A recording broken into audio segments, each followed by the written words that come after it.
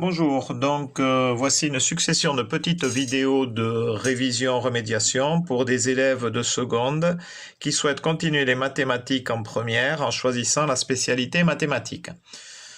Ici, il s'agit du chapitre sur les fonctions. Alors, il y a encore pas mal d'élèves qui ont du mal avec ces notions de tableau de variation et tableau de signes lorsqu'on étudie donc des fonctions.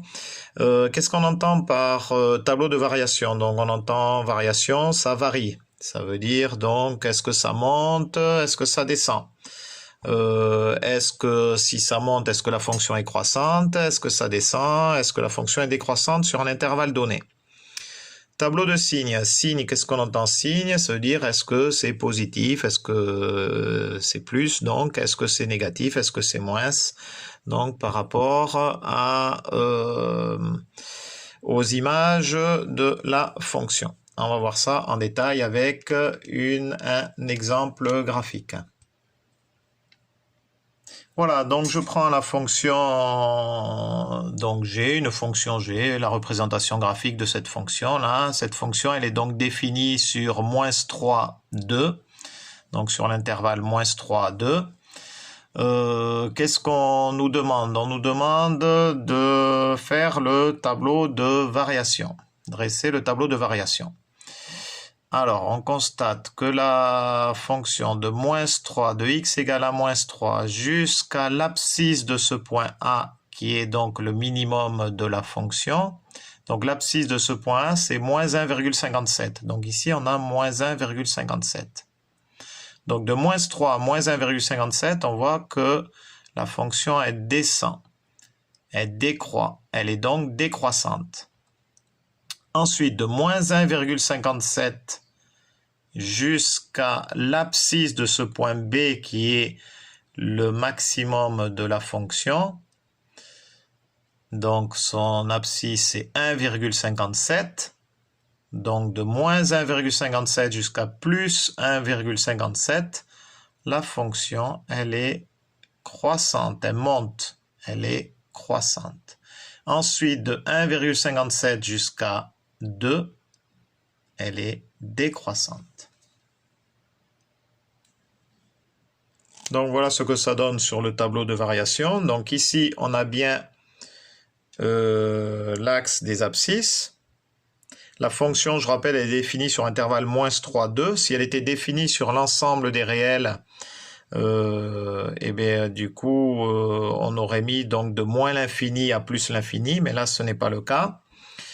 Ici, donc, on a, ça correspond donc aux images, donc aux ordonnées, et donc ne pas confondre. Ici, c'est bien les abscisses, ici, c'est bien les ordonnées. On a vu que de -3 à -1,57 a été décroissante, de -1,57 à plus 1,57, elle est croissante, et de 1,57 à 2, elle est décroissante. Alors là, on voit que les flèches ne sont pas à l'échelle, hein, sinon ici, on en aurait une plus petite. Mais ça, ce n'est pas du tout grave. Le point de coordonnées 0, 0, je n'avais pas l'obligation de le mettre. Bon, je l'ai mis, mais c'est pas obligé, là, ici. Voilà, quoi dire d'autre? Pour que ce tableau de variation soit complet, l'idéal, ça aurait été de mettre l'image par la fonction g de -1,57. Donc ici, il aurait fallu mettre g de -1,57. Ici, g de -3. Ici, g de 1,57. Et ici, g de 2. Et là, le tableau de variation aurait été complet. Tableau de signes. Donc, le tableau de signes, il s'agit de savoir si les images donc par la fonction g, elles sont positives ou négatives.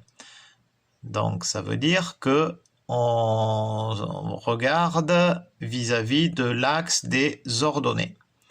De 0 à l'infini ici, on est positif, et de 0 jusqu'à moins l'infini ici, on est négatif. Donc, je redis, autrement, il s'agit de savoir quand la fonction se situe en dessous de l'axe des abscisses et quand la fonction se situe au-dessus de l'axe des abscisses, puisque si elle est située en dessous de l'axe des abscisses, elle est négative, et si elle est située au-dessus de l'axe des abscisses, elle est positive. Qu'est-ce qu'on constate? On constate que de x égale moins 3 à x égale 0, elle est bien en dessous de l'axe des abscisses, donc elle est négative. De x égale 0 jusqu'à x égale 2, elle est bien au-dessus de l'axe des abscisses, elle est positive. Là, par contre, vous voyez bien que le point de coordonnées 0, 0 pour cette fonction-là a toute son importance, puisqu'on voit que c'est à ce niveau-là que la fonction va changer de signe. C'est à l'endroit où la fonction s'annule que celle-ci change de signe.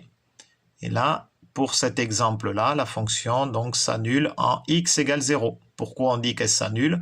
Puisque pour x égale 0 dans cet exemple-là, y égale 0. Lorsque y égale 0, par la fonction, ça veut dire que la fonction s'annule. Elle croise l'axe des abscisses.